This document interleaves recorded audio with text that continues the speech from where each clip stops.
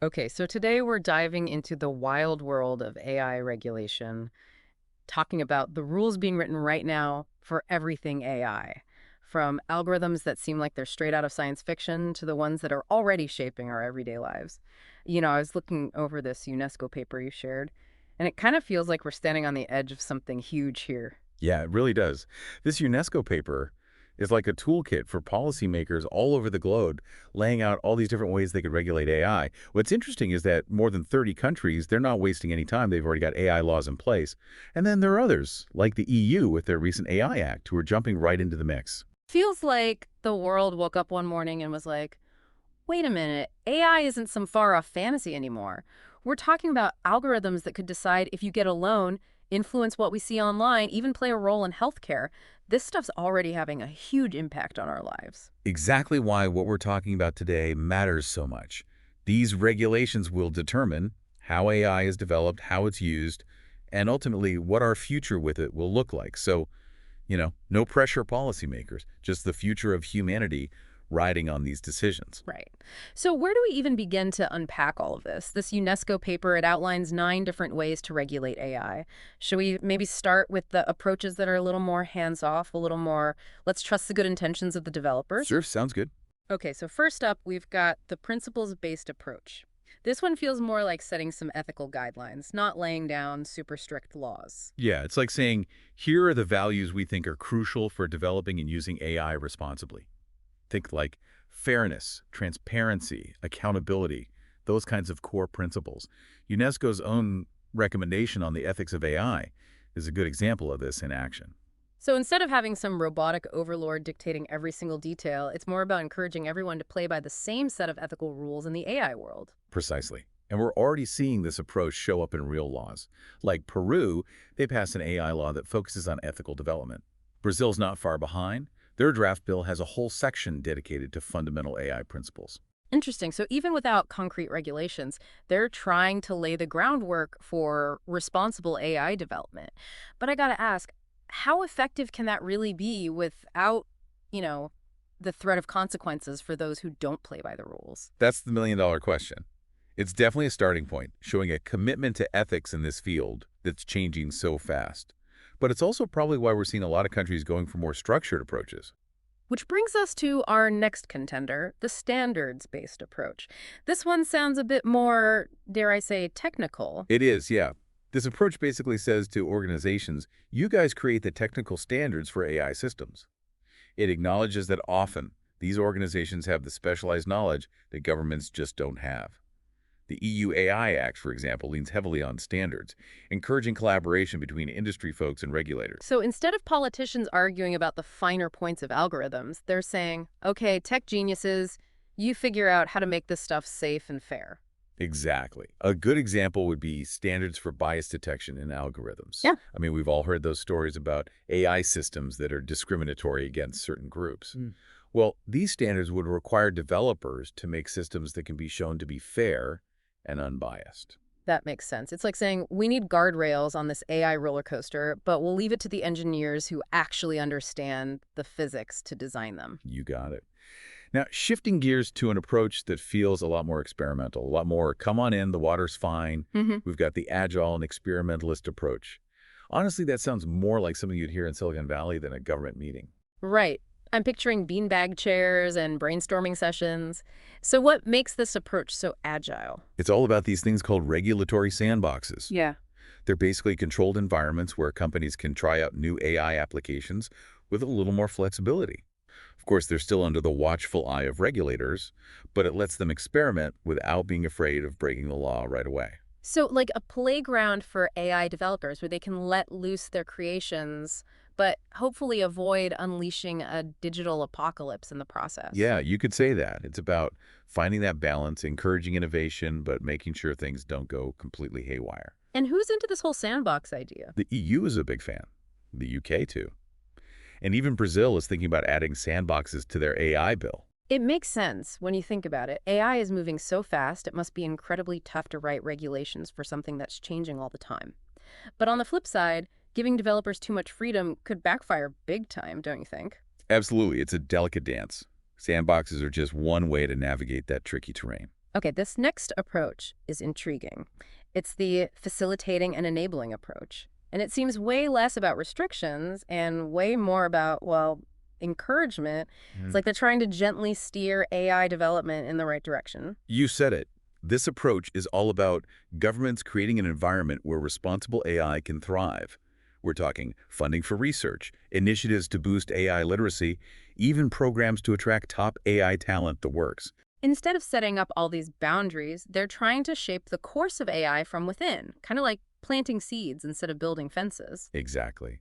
And we see this reflected in some bills in the U.S., like the Create AI Act, which is trying to make valuable AI research more readily available. So it's not just about mitigating the risks of AI, it's about actively pushing for its potential to make a positive difference. Exactly. Of course, then it becomes a question of what do we even mean by positive impact when we're talking about AI? Different countries have very different ideas about that. Right. It's like we've handed everyone these incredibly powerful tools and said, go build something amazing. But we haven't really agreed on what amazing even means or who gets to define that. Which leads perfectly into our next approach, but we'll get into that after the break. So before the break, we were talking about how different countries can't even agree on what a positive impact from AI even looks like. It makes me think about all the laws that are already out there trying to make those fit. AI is like trying to fit a square peg in a round hole, isn't it? Such a good point. And that's actually what this next approach tries to tackle. It's called the adapting existing laws approach. And it basically says, hey, AI doesn't exist in some kind of legal bubble, right? So instead of starting from scratch, they're saying, let's just see what we've got and tweak those existing laws. Exactly. Think about the EU's General Data Protection Regulation, the GDPR. It's got these parts about automated decision-making that are totally relevant to AI. And it's not just the EU doing this. You've got countries like Colombia. They're suggesting changes to their criminal codes, specifically for AI stuff, like trying to stop those deepfakes from spreading. Oh yeah, deepfakes are a whole other thing, aren't they? But I get it. Tweaking the laws we already have might be easier than making a whole new legal system just for AI. But does that really work? Are a few tweaks here and there enough to deal with all the potential problems AI could throw at us? That's the million-dollar question. And it's probably why a lot of governments are looking at approaches that are a bit more proactive, a bit more tailored to the specific worries that AI brings up. And speaking of specific worries, how about this one? Transparency. You ever get that kind of creepy feeling when you realize an algorithm seems to know you better than you know yourself? Is that where the whole access to information and transparency mandates approach comes in? Bingo. This approach takes that idea of transparency and turns it into a law. It's about giving people the right to know when AI is being used to make choices that affect them, and they should be able to understand how those decisions are being made. So no more hiding behind a curtain of secrecy, like it's saying, you can use your fancy AI tools, but you got to be open about it. Exactly. That lack of transparency just breeds distrust. I mean, if we don't get how AI is being used, how can we be sure it's being used fairly? How can we hold anyone accountable when things go wrong? Right. It's almost impossible to argue with a decision made by a black box, even if it feels wrong. Are there any countries actually putting this transparency idea into practice? Absolutely. France, for one. They've got laws now that make public organizations be more open about how they're using algorithms. Mm. Colombia's on a similar path. Even the EU AI Act is getting in on this, with some pretty strong rules about being transparent, especially for those really high-risk AI systems. So let me get this straight. If I'm using a system, let's say it's got facial recognition or emotion detection, they'd actually have to tell me that's what they're using. You got it. No more being caught off guard by these hidden algorithms. And it's not even just about those one-on-one interactions. Imagine this applied to, say, credit scores. Let's say you're denied a loan. Wouldn't you want to know if an algorithm was involved and what factors it was looking at? Totally. Information is power, right? Especially when it comes to these life-changing decisions. But even if we've got transparency, we still need to think about the potential harms, don't we? For sure. That's where this next approach comes in, the risk-based approach. Yeah. It recognizes that not all AI is made equal. Some AI stuff is just riskier than others. So instead of having these one-size-fits-all rules, they're adjusting the regulations based on how risky the AI is. Exactly. The EU AI Act is a perfect example. They've got these categories for AI systems based on risk, unacceptable, high, limited, and minimal risk. Each one has its own set of rules. So what would be considered an unacceptable risk? We're talking about AI that, like, turns evil and tries to take over the world. Well, maybe not that dramatic. But the act does say no way to certain AI practices that they think are just too dangerous. Things like using AI for mass surveillance without any real reason or manipulating people's behavior to harm them. So no AI hypnotist tricking us into buying things we don't need. That's a relief. Seriously, though, what about those high-risk systems? What kind of safety measures are we talking about there? For things like medical devices or credit scoring algorithms, those high-risk systems, the Act sets some pretty strict rules. Rigorous testing, standards for data quality, making sure humans are still overseeing things, and of course, transparency. Makes sense when you put it like that, but just figuring out the risk level of an AI system that seems ridiculously hard, how do you even start? Yeah, no, it's not easy. You have to really think about what the system is designed to do, how it could potentially affect individuals and society, and the chances of things going sideways, even those unintended consequences. Is a lot to think about. I bet those risk assessments can get pretty heated. No wonder it's taking forever to sort all this out. Tell me about it. And as if things weren't complicated enough, our next approach comes at this from a totally different direction. It's the rights-based approach. And it puts human rights right at the heart of this whole AI thing. Okay, that sounds like a good thing. It is a good thing.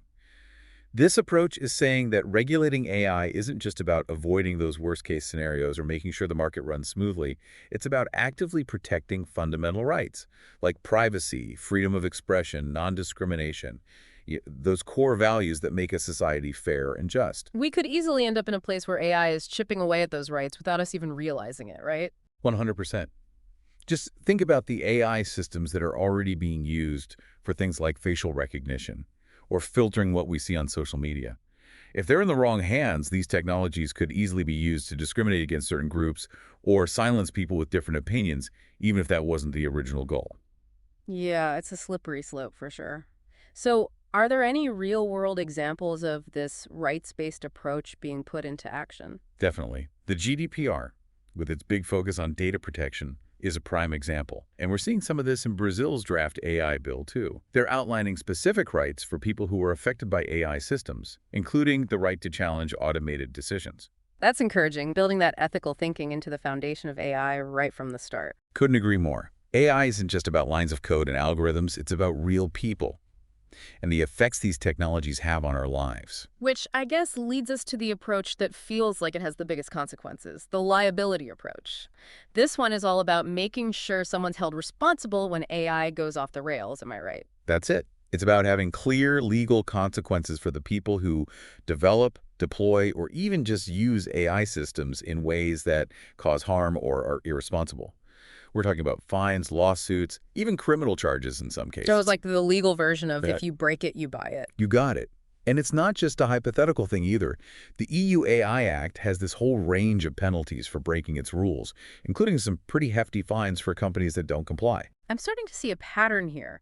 The EU seems to be taking this whole regulating AI thing pretty seriously. They're definitely trying to stay one step ahead. And other countries, like Brazil, are following their lead with their own proposed sanctions. It's still the early stages, but the message is clear. Developing AI responsibly isn't really a choice anymore. It's becoming a legal requirement. Which is actually a perfect segue into our final thoughts. But first, let's take a quick break. We'll be right back with more on how to find our way through this AI regulation maze right after this. Okay, we made it through our tour of the AI regulation maze. We've seen a whole bunch of different approaches, maybe even dodged a few robot uprisings along the way. And our trusty guide through all of this has been this UNESCO paper, right? Really highlighting the key questions policymakers are wrestling with. But now it's our turn to put on our thinking caps, right? Because it wouldn't be a deep dive if we didn't leave you with some serious food for thought. Exactly. And the first question UNESCO wants us to think about seems simple, but it's really not. Why bother regulating AI at all? Are we just trying to avoid those sci-fi movie scenarios where AI takes over, or is there more to it? Well, I mean, we've touched on some different reasons for regulation today, right? Like preventing those market failures where companies care more about making money than they do about the consequences of their AI. Right, and we definitely can't forget about protecting people's rights.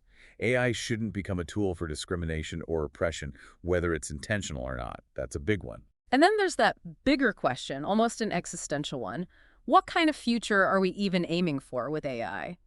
Do we want a future where AI just makes the gap between the haves and the have-nots even bigger? Or do we want AI to help build a world that's more just and equitable for everyone? Those are the big questions, aren't they? Yeah. And honestly, UNESCO doesn't give us easy answers. They push us to think about all these angles because at the end of the day, how we answer those questions will determine what the very foundation of AI regulation looks like. And then there's the equally tough question of when is the right time to regulate? If we rush in with a bunch of strict rules right now, are we going to stifle innovation? But if we wait too long, could things get out of hand? It's a tough one. It's a real balancing act. Regulate too early, and we might accidentally kill off technologies that could make the world a better place, right? All right. But regulate too late, and we might find ourselves in a situation where we're trying to stuff the genie back in the bottle after it's already caused a mess. Exactly. The UNESCO paper, they actually suggest a four-step approach to finding that sweet spot, that right time to regulate. First thing, figure out exactly what problem you're trying to solve with regulation. Then, think about which regulatory tools are the best fit for that problem. So, like, choosing the right tool for the job makes sense. Then what? Okay, so once you know what tools you could use, you got to compare them to other options. Maybe sometimes education or incentives might work better than a bunch of rules and regulations. It really depends. So it's about taking a step back and looking at the bigger picture before diving in. Exactly. And last but not least, before you go full speed ahead with regulation, you really got to think about if it's even possible to implement and enforce those rules. I bet those conversations about what's actually doable get pretty interesting, especially with AI changing so rapidly all the time. Oh, absolutely. Which leads us to UNESCO's last question, and maybe the most challenging one. How do we even regulate something as complex and constantly changing as AI? It really is like trying to hit a moving target, isn't it? You could say that. We've seen today that there's no shortage of approaches, and they've all got their pros and cons. What works in one country might not work somewhere else, right? Exactly. That's why UNESCO doesn't try to give some one-size-fits-all answer. They encourage policymakers to really think about their specific situation, their values, and pick a combo of approaches that make sense for them. So we're all kind of figuring this out together as we go, huh? It's like we're all charting this new territory. We are. And that brings us to one final thought to leave you with. This UNESCO paper, it focuses mainly on what governments are doing to regulate AI. But what about everyone else? What about our role in all of this? That's a great point. What about the companies building these systems, the researchers pushing the boundaries, or even just regular people like us whose lives are becoming more and more intertwined with AI every day? Right. Do we have a responsibility to demand ethical AI, to hold companies accountable for what they create, and educate ourselves about the potential benefits and risks of these technologies? These are some tough questions, no easy answers there, but they're questions worth grappling with as we move further into this age of AI. Couldn't agree more. Because the future of AI, it's not something that's going to be decided for us. It's something that we all have a part in shaping. And on that note, we'll leave you to ponder those weighty matters. Until next time, keep asking those tough questions and keep diving deep into the issues that matter.